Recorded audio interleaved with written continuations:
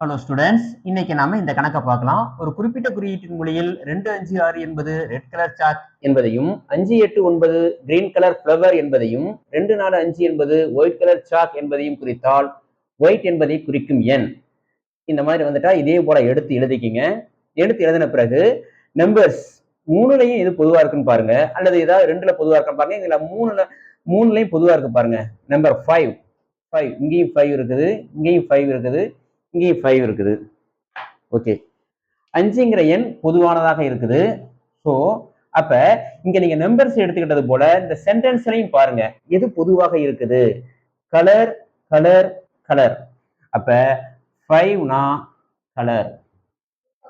ஒரு ஆன்சர் நமக்கு தெரிஞ்சிட்டோம். நெக்ஸ்ட் இந்த சென்டென்ஸையும் இந்த சென்டென்ஸையும் எடுத்துக்கலாம். ஓகே, பாருங்க 2, 2 பொதுவாக இருக்குதுங்களா?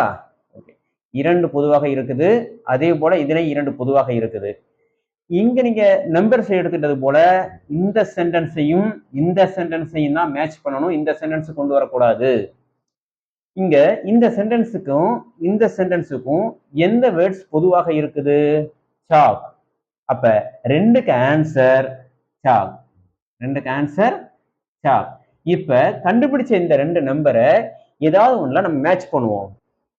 ஓகே, என்ன கேட்டிருக்காங்க? ஒயிட் என்பதை குறிக்கும் எண். அப்போ ஒயிட்ங்கிறது இதுல தான் இருக்குது. 2, 5 கண்டுபிடிச்சிட்டோம். 2ம் 5ம் கண்டுபிடிச்சிட்டோம். 2க்கு ஆன்சர் சாக், 5க்கு ஆன்சர் கலர். ஸோ மீதி இருக்கிறது ஒயிட். 4க்கு ஆன்சர் ஒயிட். அப்போ ஒயிட் என்பதன் குறியீடு 4.